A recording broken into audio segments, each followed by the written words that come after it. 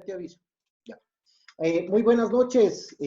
Nos acompaña el día de hoy el doctor Darwin Noroña tiene un PhD en la salud de ciencias del trabajo, en lo que es la parte ocupacional. Bueno, pues el día de hoy nos acompaña el doctor Darwin Noroña y nos va a hablar acerca de lo que es específicamente la violencia de género en el ámbito laboral.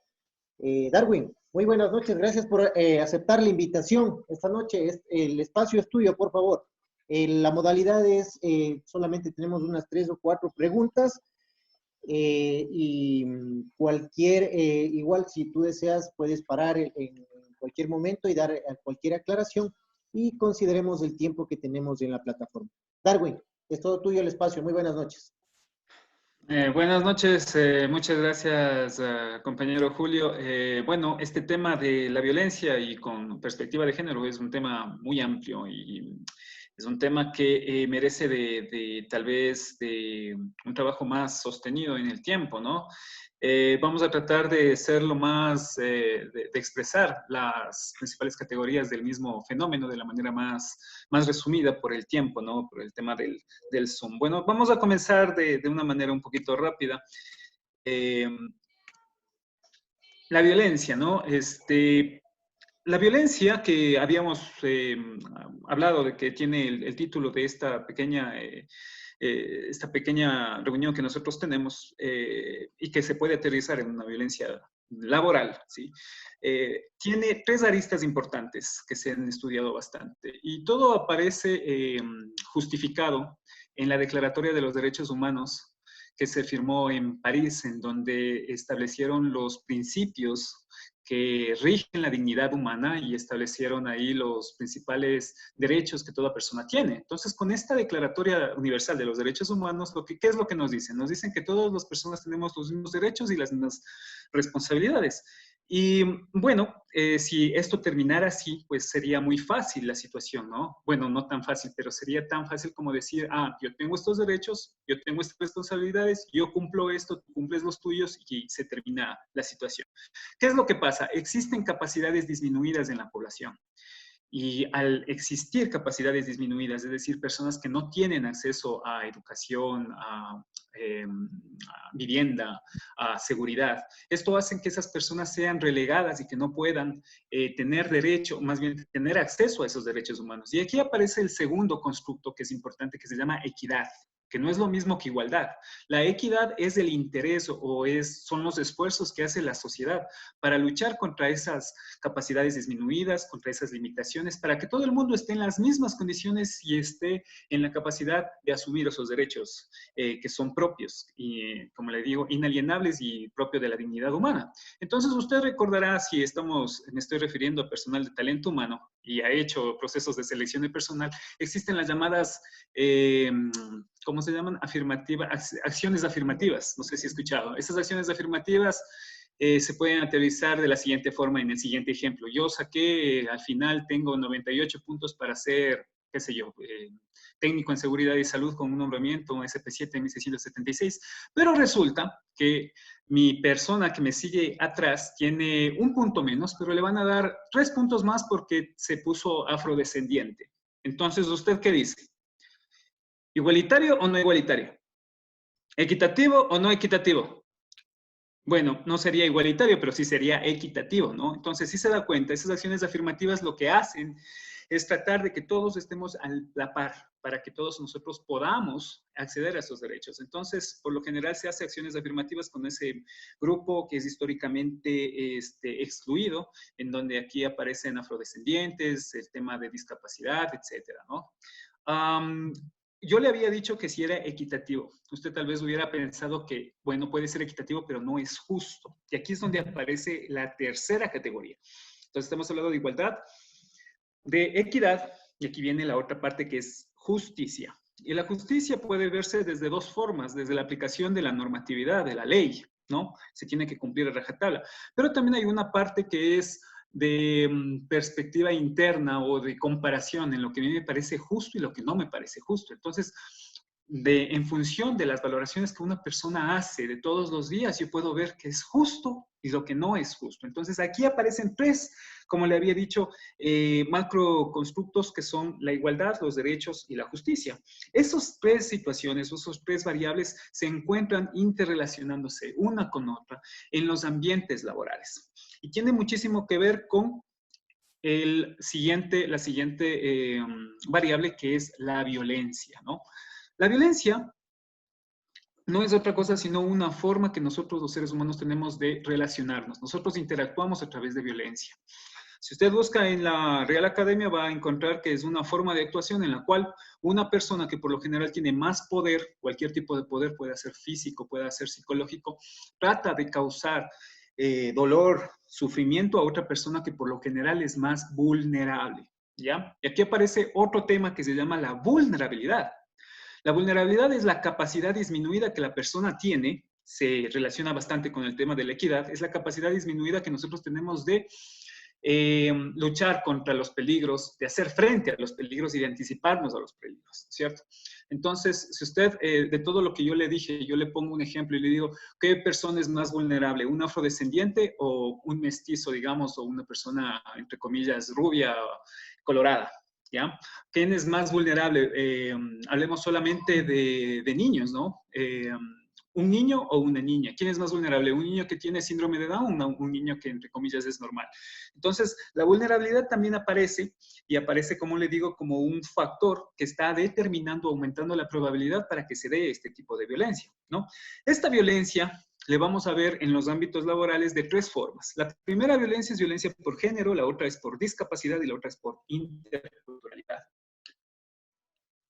Bueno, ya hemos hablado de lo que es igualdad, lo vamos a pasar rapidito. Aquí yo les había puesto un marco normativo, pero bueno, aquí estamos. Tenemos género, discapacidad e interculturalidad.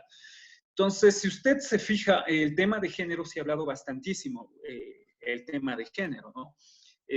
A veces confundimos género y sexo. El sexo es un hecho físico. El momento en que una persona nace con los órganos sexuales secundarios de varón o de mujer, en ese momento la persona ya tiene su suerte echada, digamos. Ya le viene una serie de condicionamientos por parte de la sociedad, de cómo ser, de cómo actuar, de cuál es el rol, cuáles son las funciones, deberes y responsabilidades que esta persona va a tener en la sociedad. Eso se llama género, ¿no? El género no es otra cosa sino el conjunto, ¿sí?, de funciones socialmente asignados por la sociedad. El tema de género ha ido cambiando a lo largo de los años, ¿no? El género, por ejemplo, el prototipo del género masculino en los años 50 es totalmente distinto al de ahora, no sería el de las mujeres.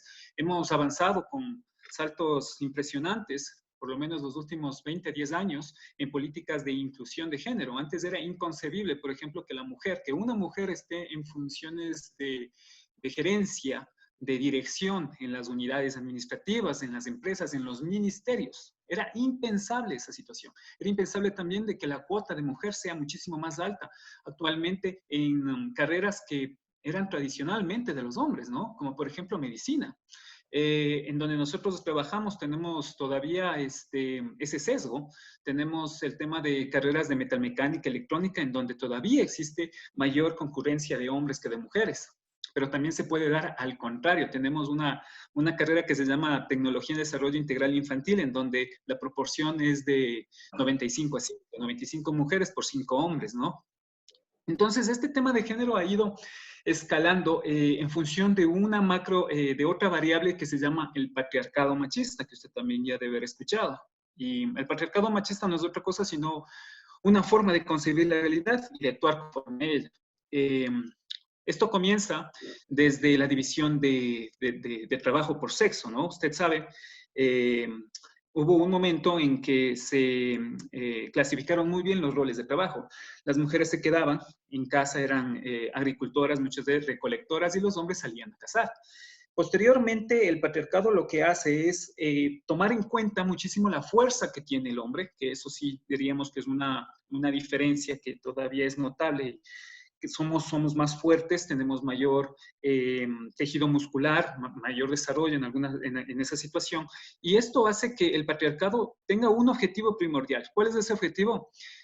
Perpetuar el traspaso de propiedad de hombres a hombres, y esto es algo muy importante. Si usted se fija, solamente el hombre, el varón, podía heredar las riquezas del padre, no las mujeres. Si usted también puede hacer las siguientes, puedo hacer el siguiente comentario, ¿no? La mujer, cuando se casa, de alguna manera pierde su apellido y pasa a tener un prefijo de. Entonces, ya no es la señora con su apellido, sino pasa a ser como una propiedad más de alguien, como que fuera más como un objeto, ¿no?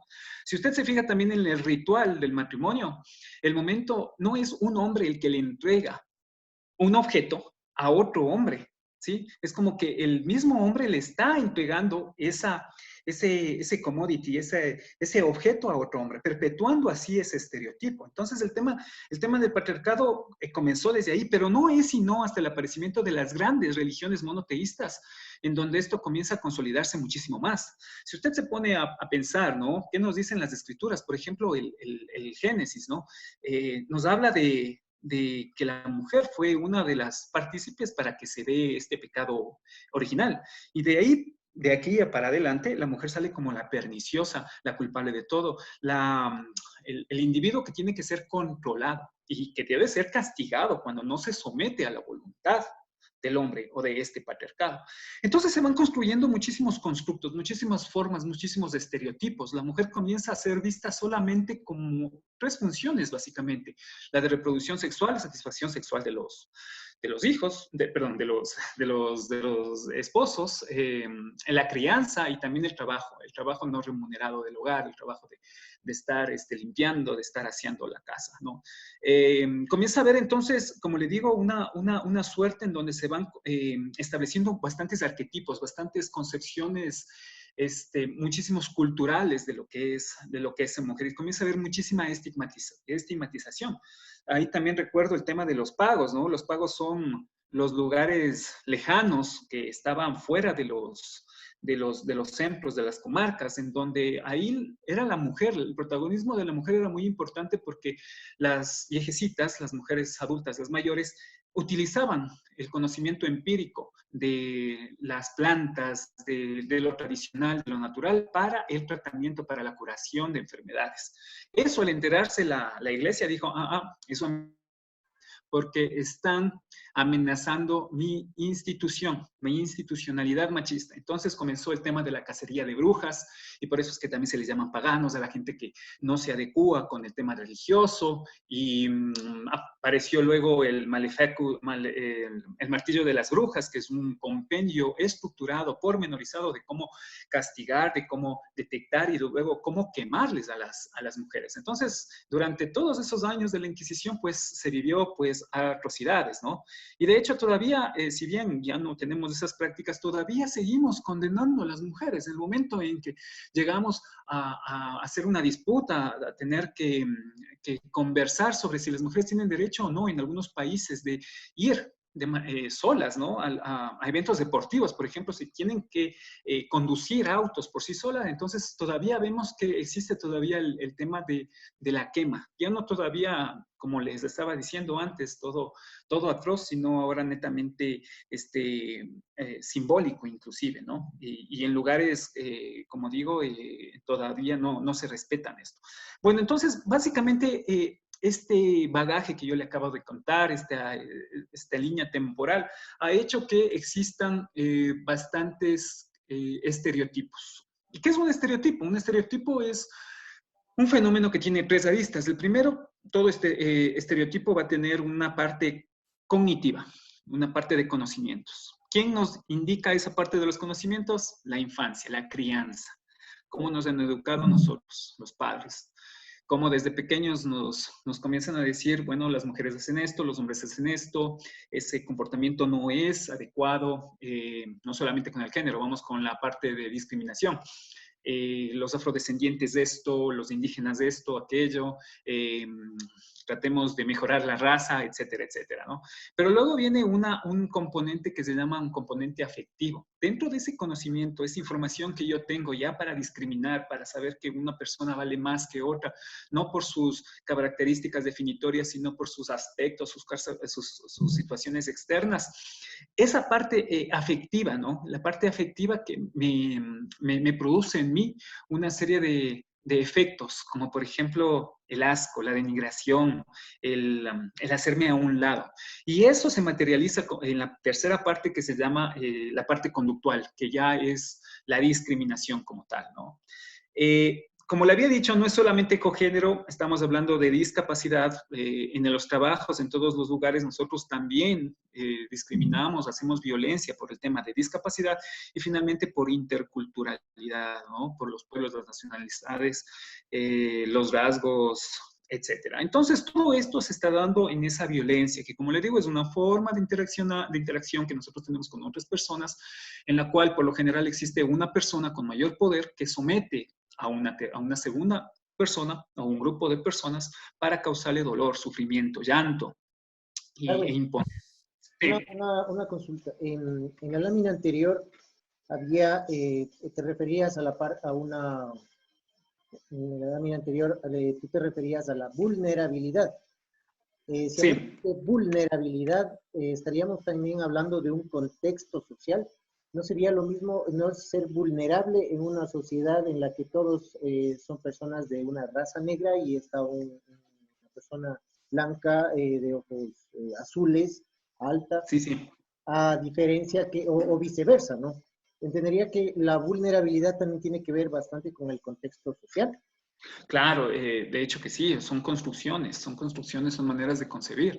Entonces, obviamente que podríamos decir que las dos personas de diferentes razas o diferentes fenotipos tienen las mismas capacidades, las mismas potencialidades, pero el de la estigmatización lo que hace es restringir a esa persona, mermarle psicológicamente, indicarle de que debe estar sometida, de que no es capaz, de que no es digna de acceder a los derechos, ¿no? Entonces, obviamente, sí, la vulnerabilidad tiene el contexto social.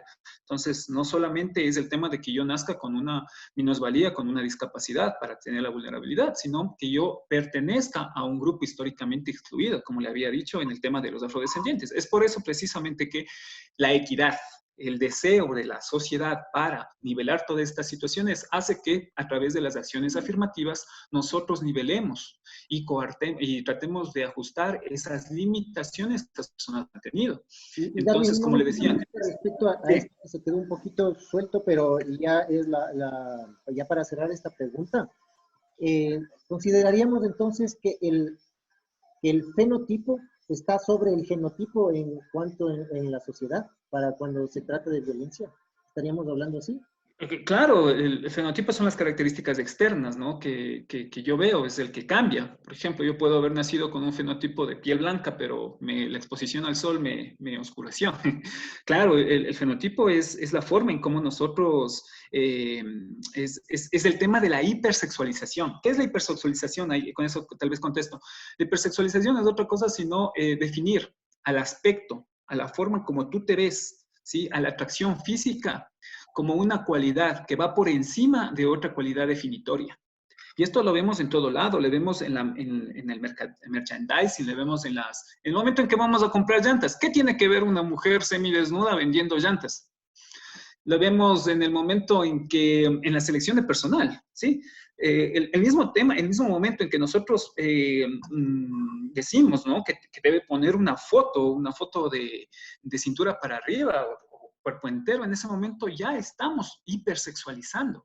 El momento en que a los niños les hacemos bailar, no sé, he visto que se les hace bailar en fiestas infantiles reggaetón. En ese momento ya estamos coartando eso y les estamos hipersexualizando, les estamos enseñando que esos son los patrones de belleza, que posteriormente ellos van a ir creciendo. Y esto tiene una repercusión totalmente nefasta en el sentido de cuando adultos. Los primeros 5 años son definitorios para la personalidad. Ahora, imaginémonos una persona que ha aprendido esos mismos características definitorias en su vida de casado, ¿no?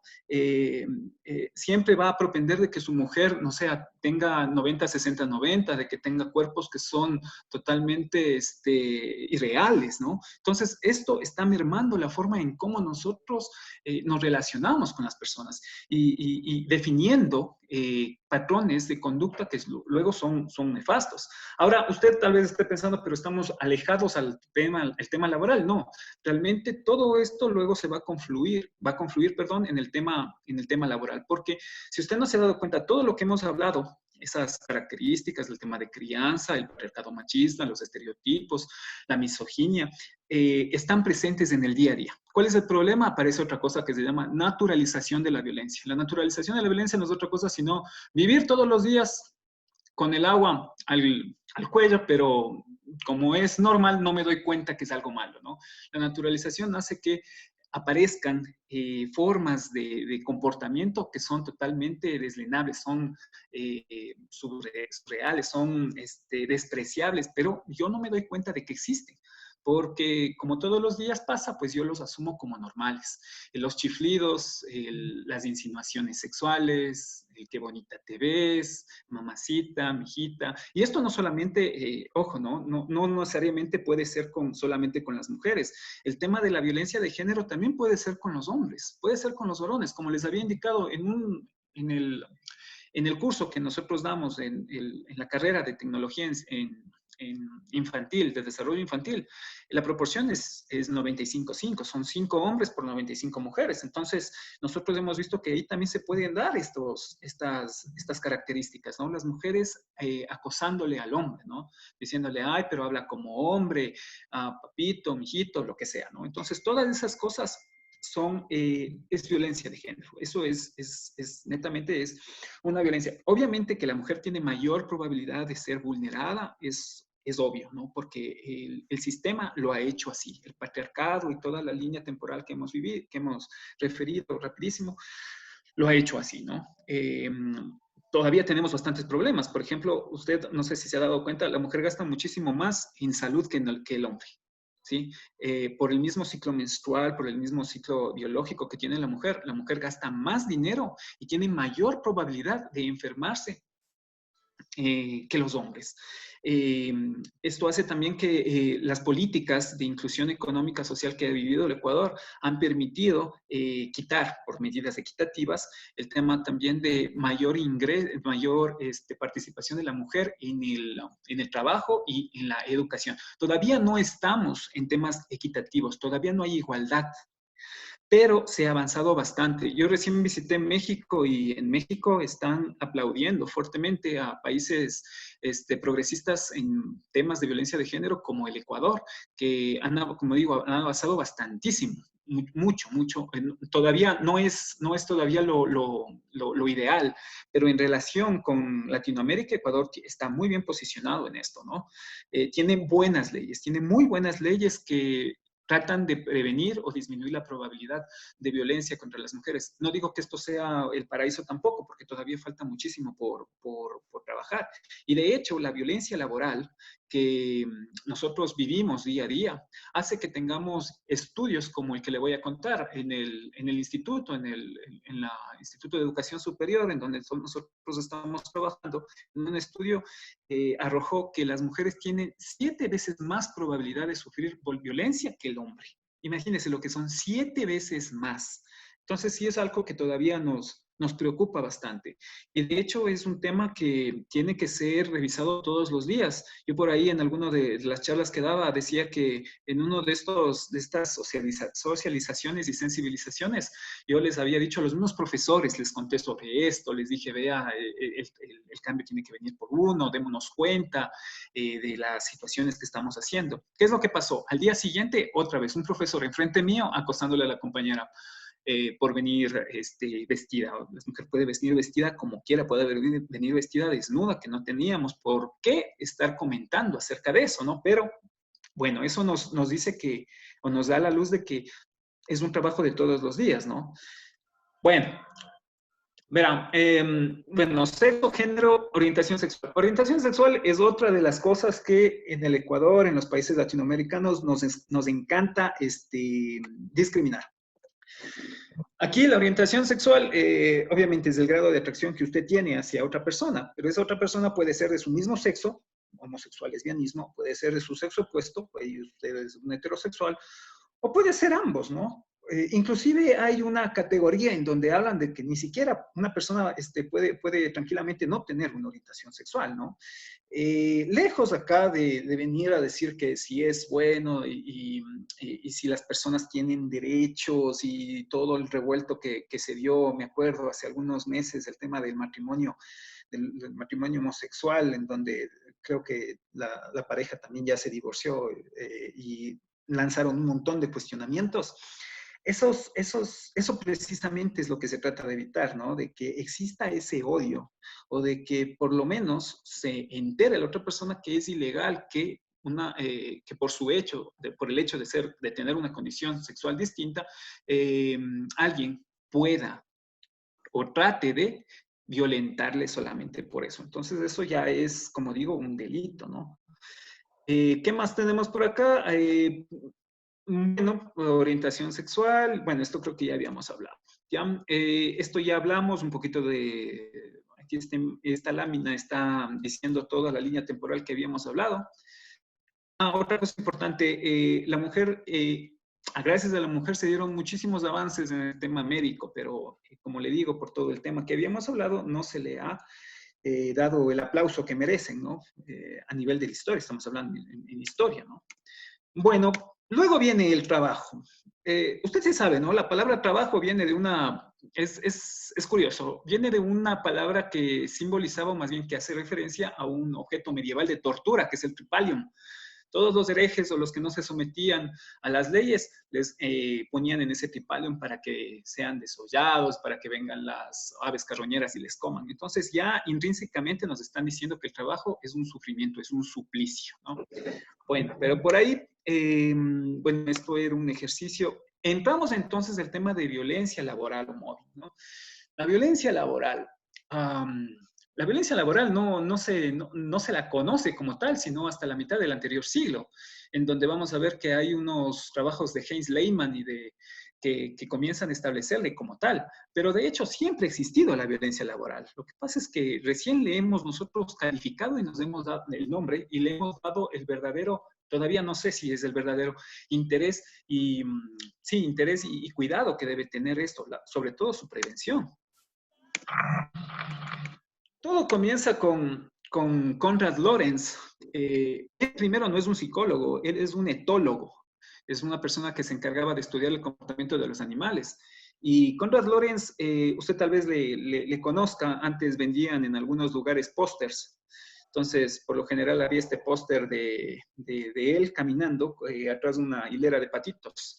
¿Qué es lo que hizo? Él hizo un estudio, una investigación. Él quería investigar, tenía la hipótesis de que los patitos cuando eclosionaban, o las aves, lo primero que veían admitían como su madre y lo seguía para toda la vida. Entonces él lo que hizo fue hacer eso, ¿no? Les llevó a los huevitos, les puso en la temperatura adecuada y cuando eclosionaron, lo primero que vieron fue a la cara del Konrad Lorenz y le siguieron para toda la vida. Él se dio cuenta que los patitos que eran más indefensos, que estaban más vulnerables, que eran más flaquitos, más chiquitos, esos recibían los picotazos de los más grandes en el momento de la comida, o solamente por picotearles gratis, ¿no? Entonces, desde ahí, el momento que él vio eso, comienza a darle el nombre, y le dio el nombre de mobbing. Entonces, primera cosa, el mobbing, que es violencia laboral, fue primero por un etólogo, y lo realiza en función de describir un comportamiento que ni siquiera era humano, es un comportamiento de la naturaleza, del reino animal, ¿sí?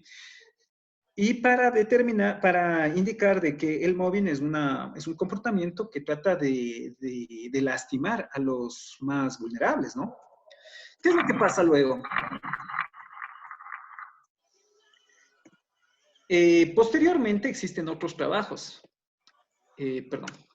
comienzan a haber otros trabajos y estos trabajos nos habla igualmente sobre tres características. Primero, comienzan a darse cuenta que en las organizaciones, ¿sí?, existen comportamientos y estos comportamientos son violentos. Pero bueno, una cosa es la violencia que se vive todos los días, que como le dije que es naturalizado. Pero ¿qué pasa cuando esa violencia está destinado solamente a una persona? ¿Ya? Y esa violencia tiene el objetivo de hacerle daño solamente a esa persona. Y es experimentado durante bastante tiempo. Comienzan a verse entonces ciertas características que ya marcan una diferencia con lo que habíamos visto con los patitos y comenzamos a llamarle a esto violencia laboral, ¿no?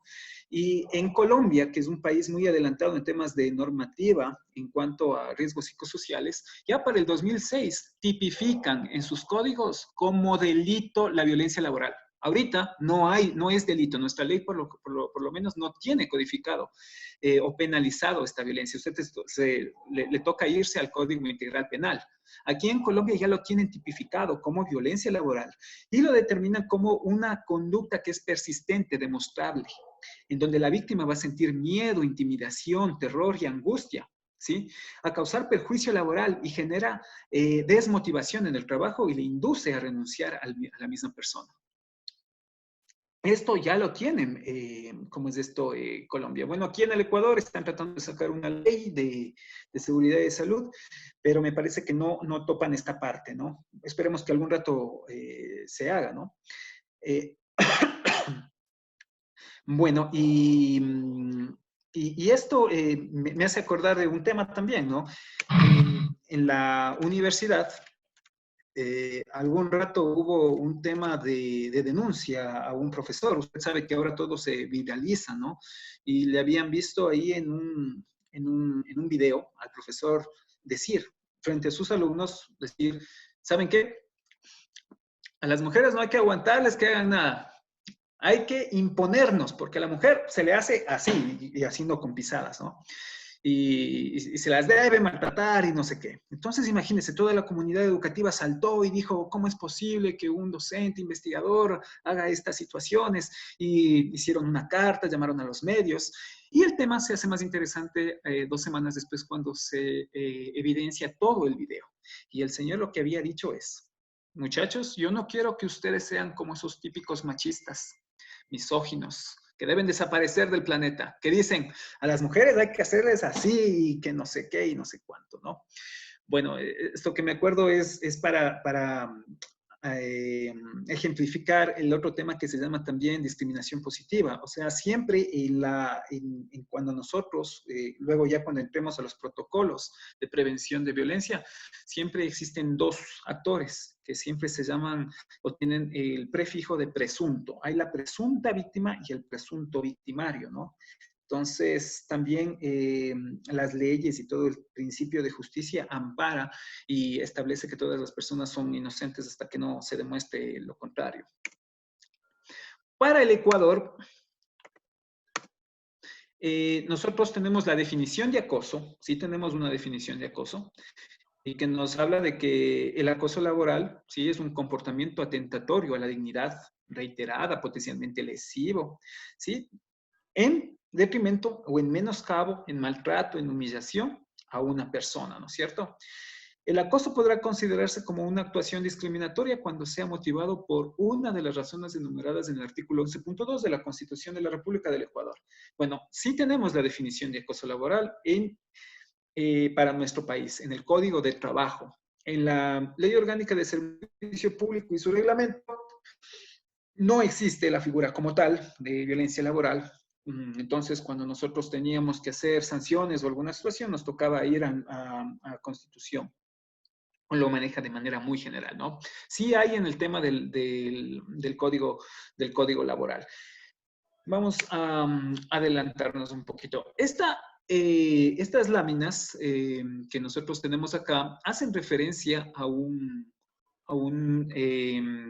caso verídico que pasó. Esto está en un libro, ¿no? Y es el caso de Fernando. Mire, Fernando, 44 años, funcionario. En marzo del 97, Fernando es ascendido por méritos propios en su empresa a un puesto mejor remunerado y mejor considerado dentro de la misma. Lo que él consideraba un avance en su carrera resultó ser un gran paso hacia atrás. El primer día de su incorporación, observa con sorpresa que la mesa que le habían preparado estaba situado en una esquina de la oficina, de cara a la pared. Fernando decidió entrar con buen pie y no quejarse de ello. Al cabo de un tiempo empezó a recibir críticas de su vestuario por parte de su jefe. En la misma época, este obligaba a Fernando a cubrir las bajas de sus compañeros con sus días libres, siendo el único de toda la oficina obligado a esto, ¿no? Entonces, vemos que es una oportunidad, ¿no?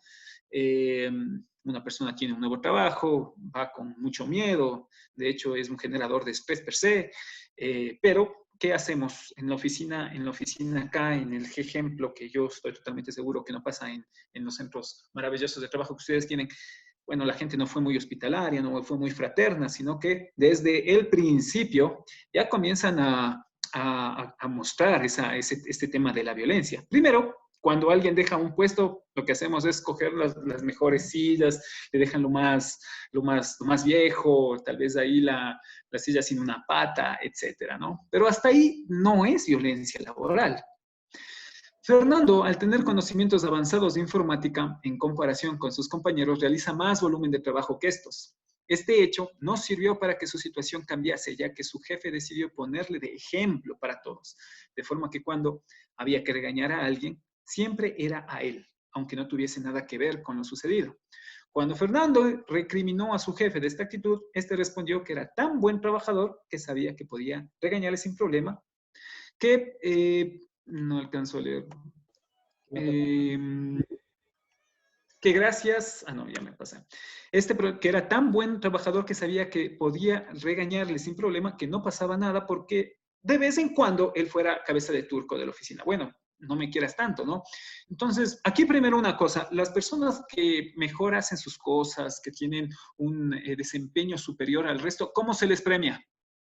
Dándoles más trabajo, dándoles más responsabilidades.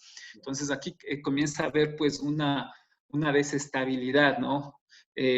Nosotros como trabajadores siempre hacemos comparaciones.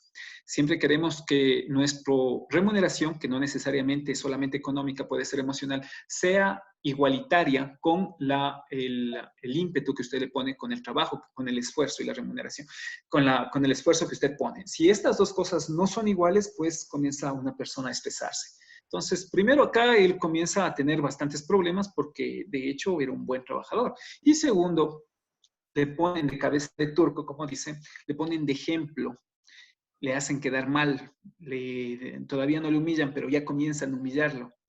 Debía entender que el hecho que fuera escogido para que los demás supiera que iba a pasarle si hacía las cosas mal era en realidad un elogio.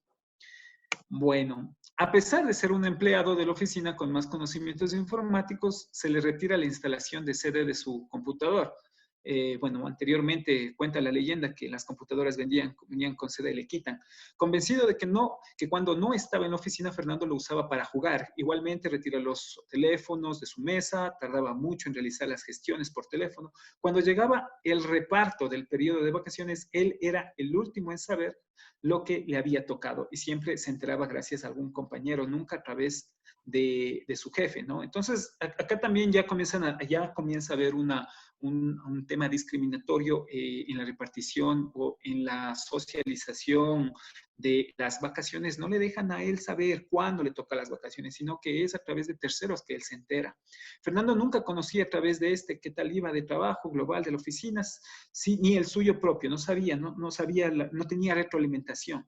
Si había que modificar algo o si estaba bien hecho. Nunca recibió un elogio sobre su labor profesional.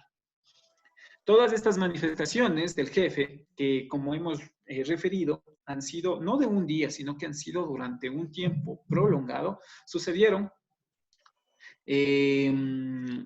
durante años. Entonces aquí mire la situación en donde yo estoy vulnerando a la persona no es de un solo día, ¿no? Porque por ahí había el ejemplo de los albañiles, ¿no?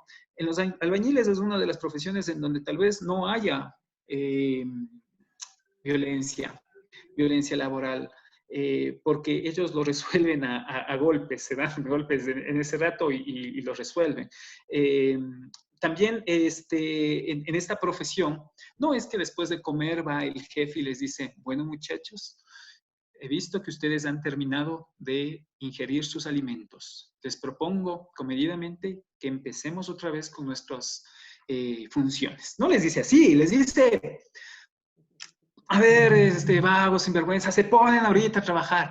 Eso per se no es violencia laboral. La violencia laboral es una situación de todos los días, es una situación prolongada en el tiempo y que no está dirigida a todas las personas, es solamente hacia una persona en específico.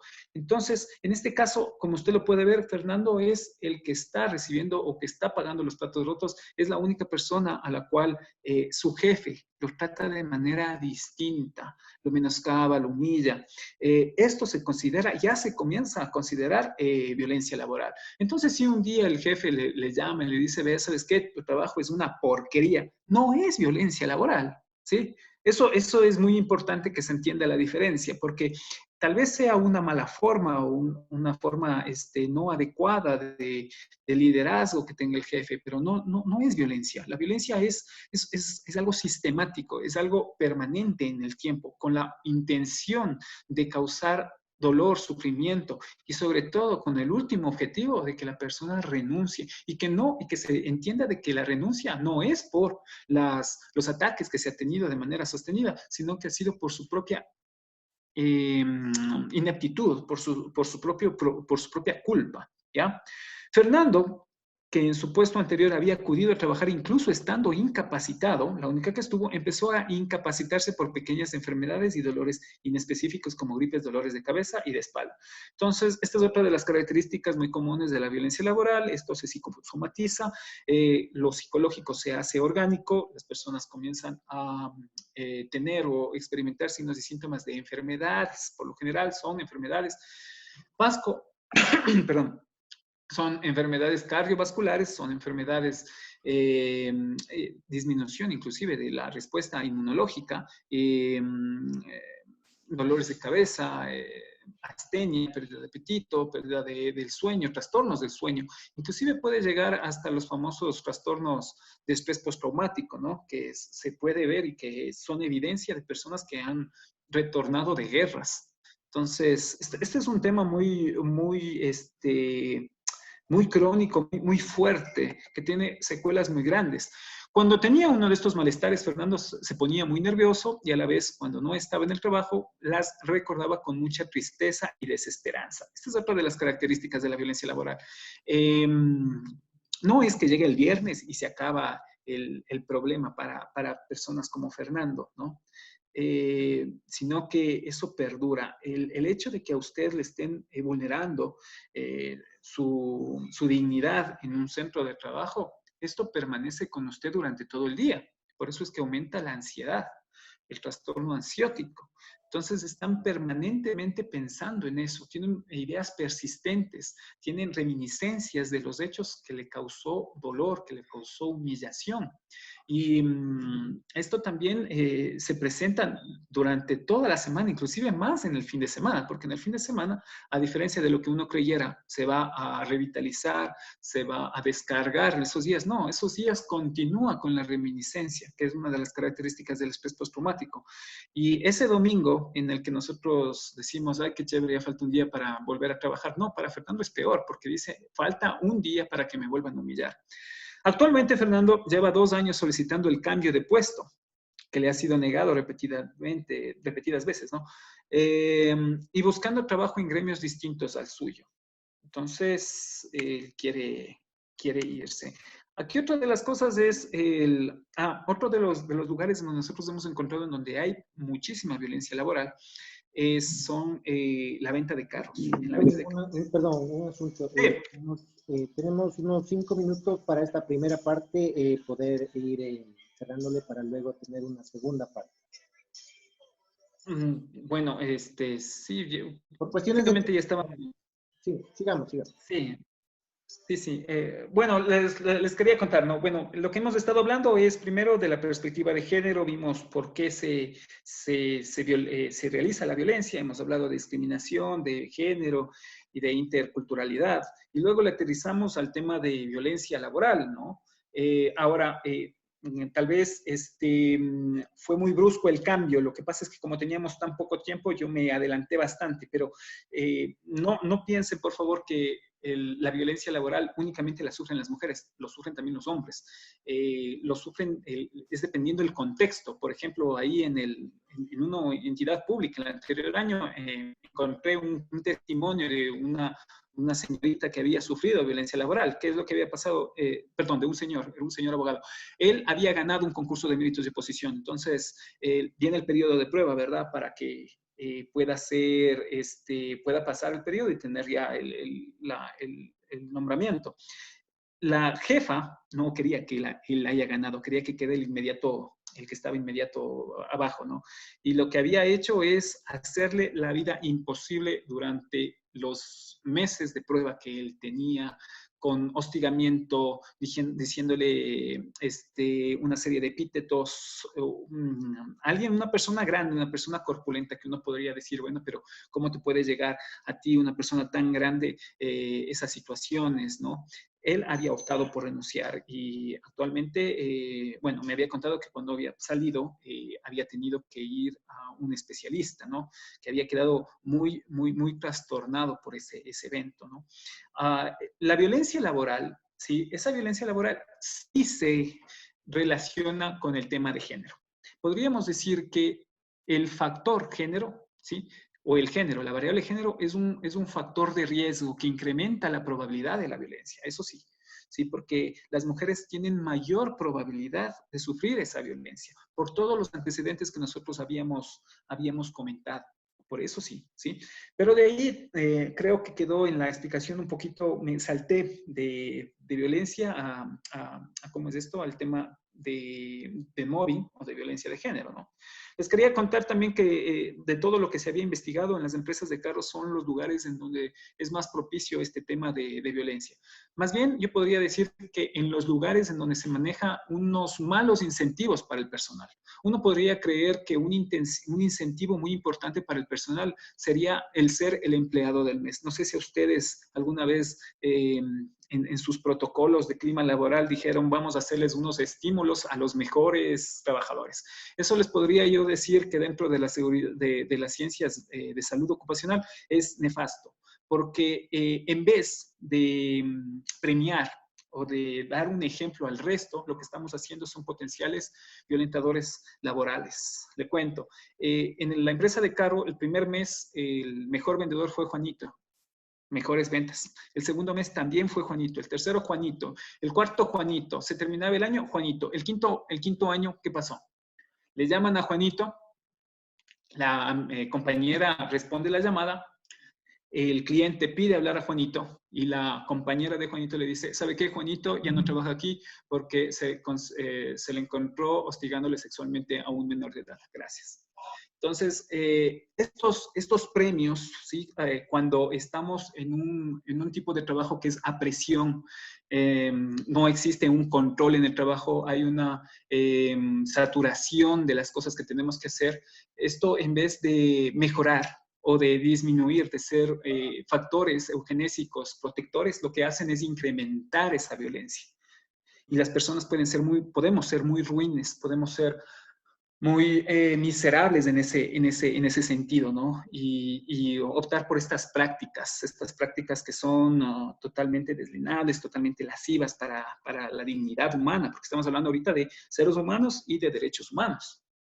Eh, Tratando también de explicarnos por qué se da el tema de la violencia laboral. Un día comenzaron a ser los factores, eso. ¿Cuáles son los factores de riesgo que debe tener una persona? ¿Qué son factores? Los factores son algunos elementos que aumentan la probabilidad de que algo suceda, de que algo malo le pase.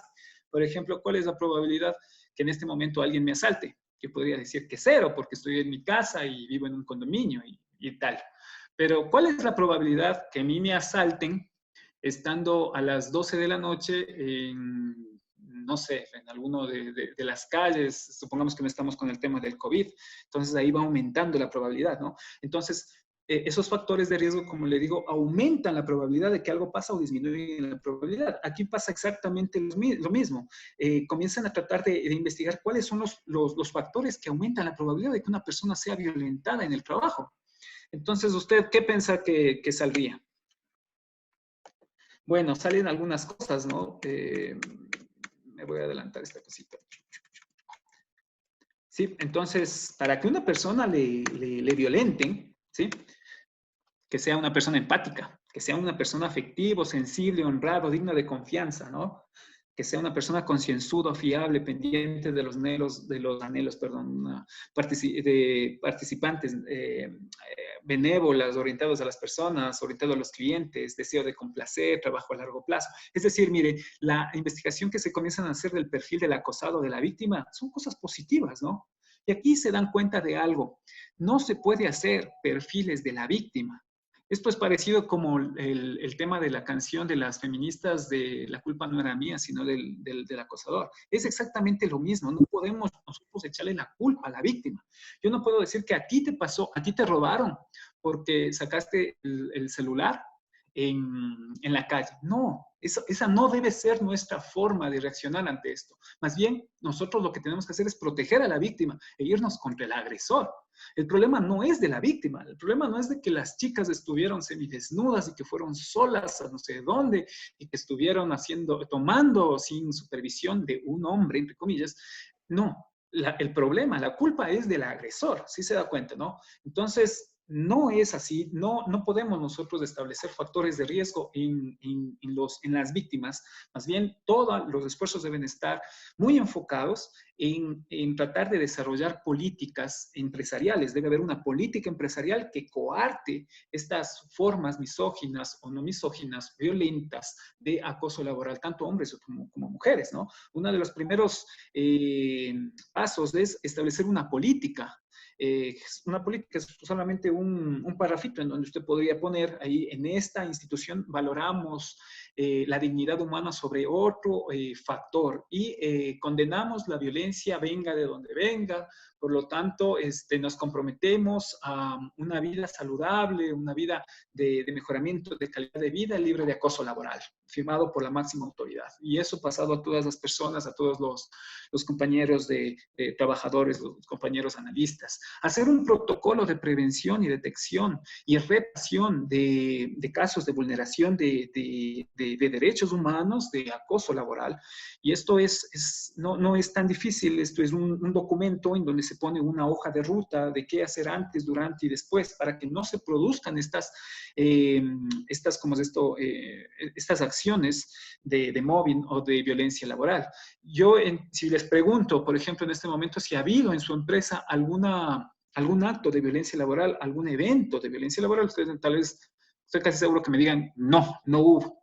El que no hubo o que digan no hubo no necesariamente significa que de verdad no existieron, sino que existen subregistros, que sí pasó, pero que la gente se guardó, la gente sabe, o por lo general hubo tanta la naturalización de la violencia que no fueron capaces de detectar, de indignarse ante esto y no actuar, ¿no? Entonces, sí es importante que se realice un protocolo y que de ese protocolo se establezca también una comisión de revisión de casos, porque esto no es solamente, esto, como digo, no debe tampoco pasar por una posibilidad de que se perjudiquen más a los trabajadores. Como usted sabe, aquí tenemos dos brazos, a veces es un brazo bien fuerte, que son las autoridades, y otro brazo más flaquito, que son los trabajadores. Entonces, por lo general, en esos protocolos, en la comisión de revisión de casos, sí se maneja un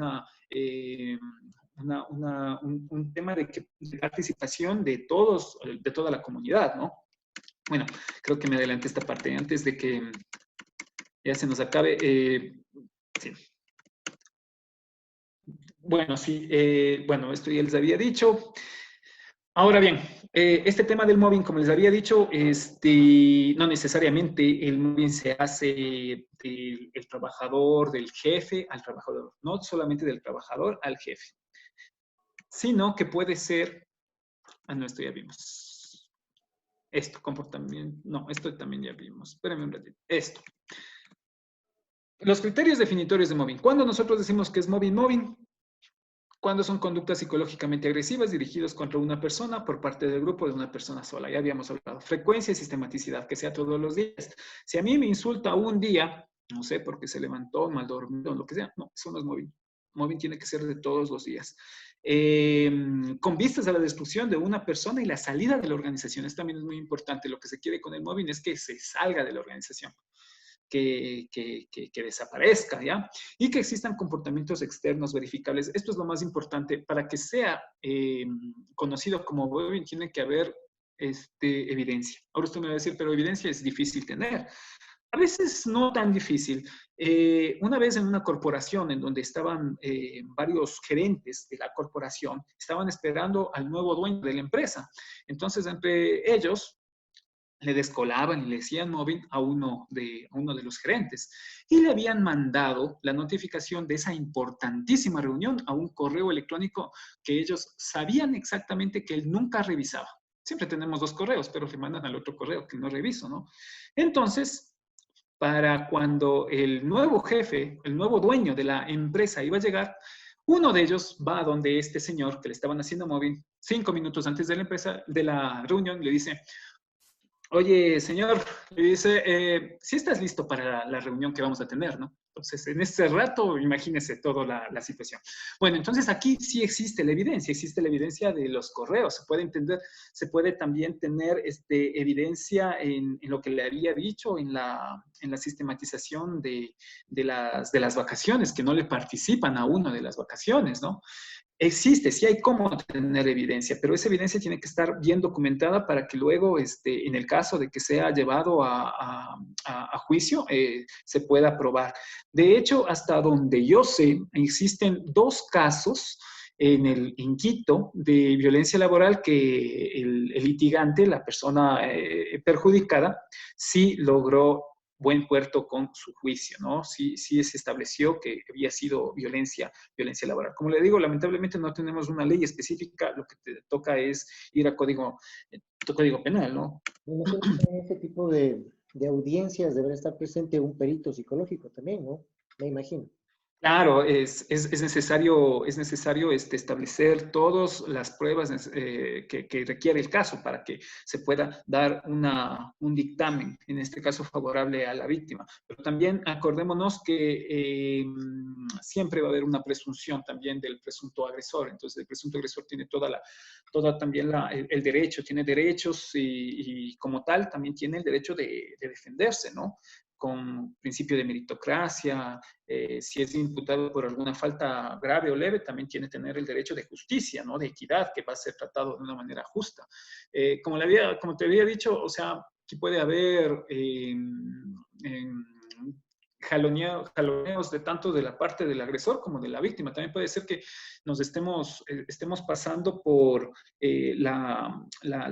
¿cómo se llama? La violencia positiva, no, el tema de la indefensión, el tema de las personas que son vulnerables también pueden abusar de ese tema. Sí, pueden abusar de su vulnerabilidad. En un ministerio que recién se cerró, bueno, no tan recién, teníamos a un trabajador, ¿De no, victimismo? no era trabajador, era servidor público, no era código de trabajo, era un servidor público que tenía una discapacidad, tenía una discapacidad permanente, parcial, pero no tenía una cojera, y él tenía derecho a hacerse sus rehabilitaciones, pero él abusaba de su condición, le encontramos en estado de ebriedad, le encontramos dormido, no hacía el trabajo, se peleaba con la gente. Entonces, lo que se hizo fue desvincularlo, tenía contrato ocasional y obviamente que él acudió a todas las instancias de reclamo, se fue a la Defensoría del Pueblo, se fue al Ministerio de Trabajo, y el talento humano lo que tuvo que hacer es, a través de los informes técnicos y las evidencias que se habían recopilado, contestar en función de esto y bueno, no hubo mayor problema, o sea, nos dieron paso, ¿no? Pero también es importante acotar de que estas personas, por el tema de la vulnerabilidad, de las capacidades limitadas que tienen, también tienen derechos, ¿no? Pero también tienen deberes, tienen responsabilidades que tienen que hacer. Entonces, eso debe estar a la mano. y cuando alguno de los lados falla o jala más para su lado, es donde aparece la justicia. Entonces aquí se tiene que probar todo y se tiene que tener evidencia. Lamentablemente a veces no hay, pero sí es posible comprobar y sí es posible tener un dictamen de buen puerto de las cosas que puedan pasar. Bueno, esos son los criterios definitorios del mobbing. Aquí es el mobbing, el perfil del acosador, ¿no?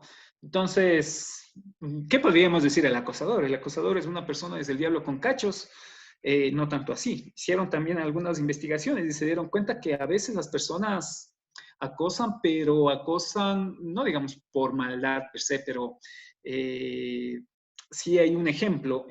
Había también, asimismo, en estas empresas en donde venden autos, les había ido pésimo el último año y el gerente general al de ventas, al jefe de ventas, le comienza a decir que tiene que deshacerse de una persona al menos, o si no, él se queda en la calle. Y esta persona, el jefe de ventas, era un hombre ya de 45 años que tenía un niño en camino, 2 hijos más, y obviamente en una situación de precariedad en donde no podía darse el lujo de perder ese trabajo. Entonces lo que hizo es hacer el siguiente análisis, comienza a ver entre todos sus vendedores cuál era el menos vulnerable y se da cuenta de por ahí un chico de 20 años que recién estaba empezando la universidad, que estaba mantenido por los padres, que tenía una buena posición económica. ¿Y qué es lo que hizo? Acosarle sistemáticamente, ponerle los peores horarios, ponerle los peores carros para vender, los que no se venden, y después de un tiempo el joven renuncia. Entonces, no con esto estoy diciendo que sea una justificación, pero sí en los estudios que se han hecho sí salen con estos temas, ¿no? De por qué las personas acosan. Por ahí también hablaba de lo que habíamos dicho al principio, de que es un tema que se ve inclusive en el reino animal. Usted puede ver también en los reportajes de Discovery y verá que inclusive hay madres que se comen a sus crías porque hacen igual un análisis, tal vez no el mismo análisis tan concienzudo que hicimos anteriormente, pero sí de vida o muerte. Ven que están ya por morirse y se las comen y muchísimas otras cosas. Entonces también hablan de un gen interno, también la teoría de que el hombre es malo por naturaleza y muchas otras cosas más.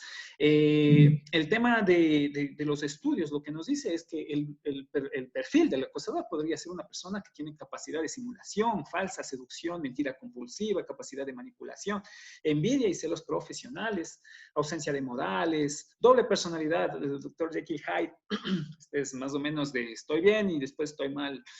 Ausencia de empatía, incapacidad de afrontar el fracaso, oportunismo, conveniencia, falta de criterio personal, autoritarismo, ausencia de sentimiento de culpa, egoísmo, ausencia de capacidad de escucha, rigidez, mediocridad profesional, interferencia de trabajo, arrogancia, personalidad controladora, falta de transparencia, imposición, paternalismo, aquí otro error, celos, participante, bueno, no sé qué se pone acá, estuve rápido. Actividad de saberlo todo, incapacidad de cooperar, paranoia, incapacidad para comunicarse, lenguaje rudo e insultante, incapacidad para el trabajo en equipo y ausencia de sentido de humor. Bueno, esto también no es piedra, esto es un estudio que se había hecho en algunas empresas mexicanas, sobre todo de derivados de petróleo, en donde comenzaron a aparecer este perfil de acosador. Como le digo, no es algo definitorio.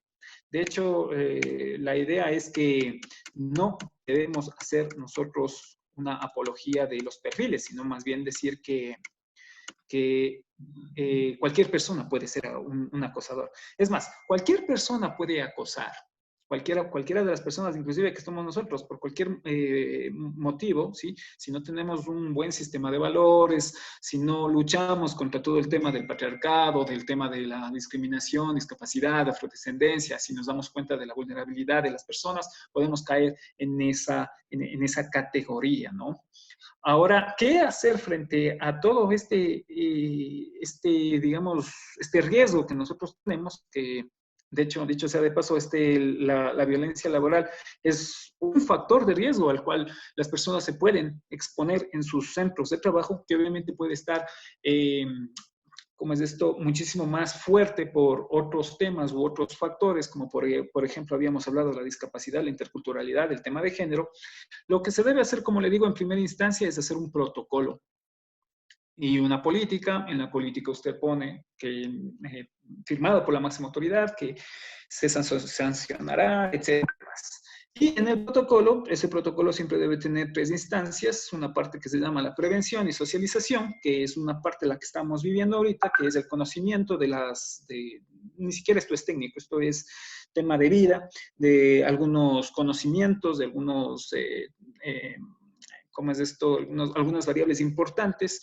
Luego viene el tema de la prevención, luego viene la actuación. ¿Qué hacer en estos casos? Entonces, en estos casos, sí, tienen que ustedes establecer una línea o una hoja de ruta. La presunta, y siempre vamos a hablar de presunciones, la presunta víctima, ¿a dónde tiene que acudir? Dentro de la organización. Entonces, dentro de la organización tiene que acudir a una unidad que tenga como misión velar la seguridad y salud del trabajador. ¿Ya? Por lo general, si no tiene ustedes unidades de seguridad y salud ocupacional, tiene el departamento de talento humano, vaya a talento humano. Pero si no tiene talento humano, vaya a la unidad de seguridad y salud ocupacional o alguna unidad que haga sus veces. Entonces, en estas unidades, ¿qué es lo que hacen? Primero se hacen 2 cosas. La contención emocional es algo importante. Por eso es que se habla de un equipo multidisciplinario. Puede ser un psicólogo que trabaje en crisis, que le brinde primeros auxilios emocionales. Posteriormente, que le dé toda la asesoría jurídica. Aquí es necesario saber que existen 2 caminos. Un camino es administrativo dentro de la empresa y el otro camino es fuera de la empresa, que es el tema judicial. O sea, yo puedo hacer las 2 cosas por cuerdas separadas. Lo que le compete a la empresa es hacer el tema administrativo, porque usted tiene un código, no tiene un código, tiene un reglamento interno. Bueno, si no tiene un reglamento interno, tiene una normativa y tiene que administrar justicia, porque eso es una falta disciplinaria, es algo muy fuerte, es algo muy, muy delicado que se tiene que sancionar.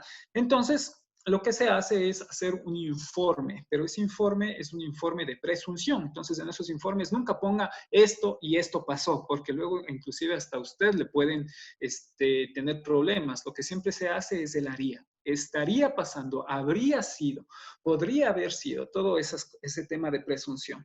Y ese informe, que es un informe ampliatorio, se lleva a una comisión. Esa comisión es un grupo de personas que se van a reunir cada cuanto aparezcan estos temas, que por lo general debe ser una persona que tenga un poquito de conocimiento, no especialista, porque se entiende que no hay especialistas en todos los centros de trabajo, de género. Entonces, alguien que tenga tema de género, que tenga tema de igualdad, que tenga el tema de acciones afirmativas. Otra persona que sea representante de los, bueno, aquí depende de los, ¿cómo se llama?, de su empresa, ¿no? Si tiene código de trabajo, uno de código de trabajo, otro de ley orgánica de la LOCEP. Tiene que estar ahí de ley, representante o el director de talento humano, el de seguridad y salud ocupacional y también un representante ad hoc, si usted quiere, de la máxima autoridad. Así que Todos ellos revisan ese seguridad y salud también podría ser uno de ellos. Sí, el de seguridad y salud, sí dijimos el de El representante del comité, me refiero, de un comité de... del comité. Sí puede ser. El tema de los comités es que es a veces muy difícil sesionarles, por eso no creo. Sí, puede ser alguien del comité. Ahí podría ser el mismo puede ser el de representantes de los trabajadores, empleadores, para no estar otra vez, porque eso es medio desgastante, estarles acá haciendo asambleas de que se voten y en fin. Entonces, podría ser del mismo comité elegir, ¿no? Entonces, ¿qué es lo que hacen ellos? Ellos solamente revisan ese informe y luego comienzan a establecer una serie de pruebas, de entrevistas, de llamamientos, sobre todo al presunto agresor, porque aquí hay principios y uno de los principios es de no revictimización. Entonces, el principio de no revictimización es de que no se vuelva a someter a la víctima a los mismos recuerdos traumáticos de agresión psicológica que tuvo. Entonces, le pongo un ejemplo, una persona que fue violada, únicamente da el testimonio una sola vez, una única vez da la persona. ¿Por qué? Porque en el momento en que yo le vuelvo a preguntar, le vuelvo a preguntar lo mismo, lo que hago es revictimizarle. En vez de cuidar su salud mental, lo que hago es con la reminiscencia de los eventos traumáticos, otra vez meterle en un hoyo que nunca va a salir. Entonces eso es un acto violento. Después de eso se hace, como le digo, un informe, la comisión hace un informe y ese informe sí pasa a la estructura que usted tenga. Si es procuraduría, porque puede ser procuraduría o el régimen disciplinario que usted tenga, ¿no? Y al final, pues, talento humano tomará me imagino si es talento humano, tomará las decisiones del caso y, bueno, hará las pesquisas correspondientes. Ahora, sí es importante que sea esa comisión y no directamente talento humano, porque el tema de violencia laboral es un tema que sí merece una participación de toda la comunidad, en este caso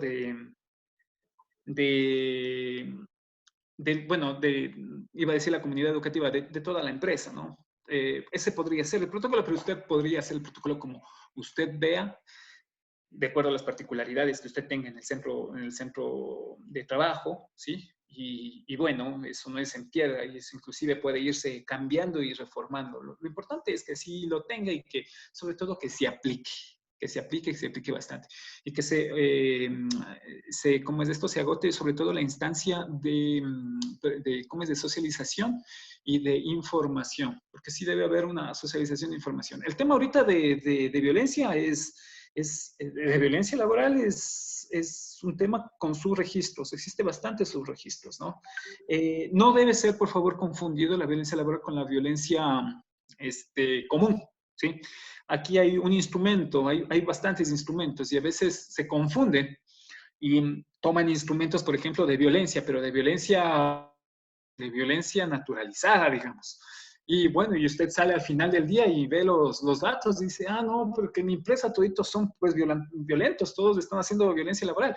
No, la violencia laboral, como le digo, no es solamente de insultarle un día a una persona, o sea, es más, hay personas en el trabajo que llegan a llevarse tan bien, que comienzan a insultarse, ¿no? Oye, pendejo, oye, M, lo que sea, y son amigos, no es que están peleando, sino que ya es la forma muy personal de ellos de tratarse. Eso no es violencia laboral, ¿no? Violencia laboral más bien es un proceso sistemático de destrucción de la persona, de destrucción psicológica. Han existido suicidios por esto, han existido personas con el tema de incapacidad, con incapacidad permanente, parcial y total. Y inclusive, como le digo, llega a la muerte, ¿no? Es un tema muy, muy importante que en el Ecuador no se le da total, ¿cómo es esto? Importancia de lo que debería tener en función de la prevención, sobre todo de prevención legal. Bueno, y creo que nos pudimos haber,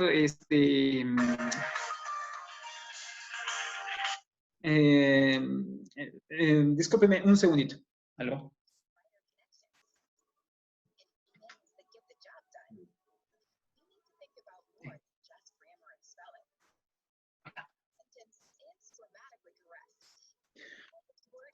Bueno, sí, nos pasamos bueno, más bien le resumí muy rápido, porque este tema es más suavecito, más de poquito a poquito, no vimos algunas cosas, hay un montón de temas de legal, el tema de la discapacidad, no hablamos de interculturalidad mucho, el tema del género, hay también muchísimas otras cosas que se debió ver, pero Darwin, no sé si es que podríamos continuar esto en una segunda parte. Me parecería importante para poderlo ampliar un poquito más en una segunda parte. Claro que sí, Claro, con que mucho aceptas la gusto, sí, invitación. se podría continuar, todo dependiendo el interés y la voluntad, porque esto es cierto, ¿no? Las modalidades de educación están cambiando totalmente, el tema virtual es muy eficiente, es muy atractivo en ciertos aspectos, pero deja a un lado el tema humano y la capacidad que nosotros como seres humanos tenemos para socializar de mejor forma, de formas emotivas, emocionales, estos temas. Pero claro que sí, si hay la oportunidad, con mucho gusto podríamos continuar hablando del tema. Perfecto. Muchísimas gracias, Darwin. De hecho, quedan algunas preguntas flotando, pero esperamos que en la siguiente oportunidad pues se pueda dilucidar estas preguntas que quedaron pendientes. Claro que sí. Muchas gracias, Darwin. A ustedes, muchas gracias. Un gusto. Saludos. Cuídense, por favor. Gracias, mi estimado. Que tengas una excelente tarde. Que estés muy bien. Ya, Gracias. sí. Ya, chao.